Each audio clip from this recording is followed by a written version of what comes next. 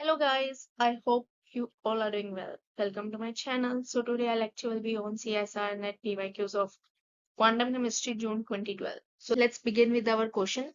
Hydrogen-like atom with the nuclear charge Z, the energy of orbital with principal quantum number n follows the relation. सबसे पहले हम समझते हैं question क्या कह रहा है. हमारे पास क्या है, हाइड्रोजन लाइक एटम है, मतलब एक इलेक्ट्रॉन है और उसके अंदर चार्ज कौन सा है, न्यूक्लियस के अंदर चार्ज कौन सा है, Z. अब हमने बताना है एनर्जी डिपेंड करती है प्रिंसिपल क्वांटम नंबर n पे और z पे, मतलब न्यूक्लियर चार्ज. कैसे? अब तुम्हारे पास एक फॉर्मूला होता है, सीधा सरल फॉर्मूला है, En equals to minus z square upon N square into 13.6 electron volt. इसका मतलब En is directly proportional to minus z square upon N square. अब इसका सिंपल लॉजिक समझो. सबसे पहले हम समझेंगे जेड इफेक्ट. ठीक है, जितना Z बढ़ेगा उतना न्यूक्लियस स्ट्रॉन्ग हो जाएगा, इलेक्ट्रॉन को ज्यादा खींच लेगा वो अपनी तरफ, मतलब एनर्जी और नेगेटिव हो जाएगी. नेगेटिव एनर्जी मतलब मोर स्टेबल, इसलिए energy is directly proportional to minus z square. अब एग्जांपल कैसे है तुम्हारे पास, एक तुम्हारे पास हाइड्रोजन है जिसका जेड क्या है 1, उसका एनर्जी कितने है -13.6 इलेक्ट्रॉन वोल्ट. तुम यहाँ पे वैल्यू सब्स्टिट्यूट कर दोगे, क्या आएगा तुम्हारे पास -13.6 इलेक्ट्रॉन वोल्ट. अब तुम्हारे पास हीलियम है, हीलियम पॉजिटिव, उसका जेड कितना है 2. ठीक है, चार्ज कितना है 2.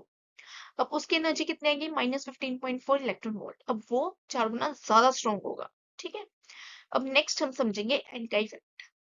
अब एन किस में, energy is indirectly proportional to 1 upon N square. अब अगर एन इंक्रीज होगा, इलेक्ट्रॉन उतना दूर जाएगा, एनर्जी, इलेक्ट्रॉन उतना दूर गया, मतलब इलेक्ट्रॉन अट्रैक्शन कम हो जाएगा.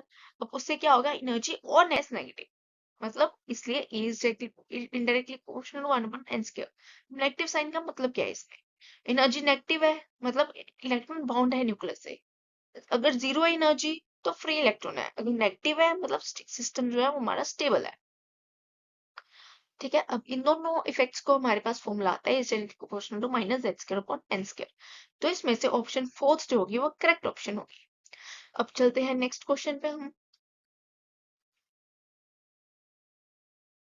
Next question is the average value of the radius r in the 1s state of the hydrogen atom is a naught is Bohr radius.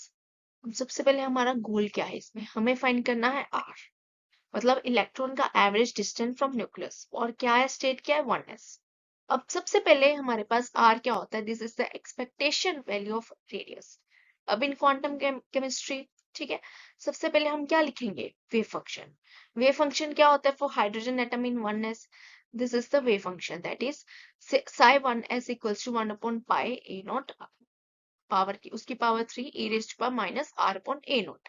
इसका मतलब इलेक्ट्रॉन न्यूक्लियस के पास ज्यादा मिलता है, दूर जाने पे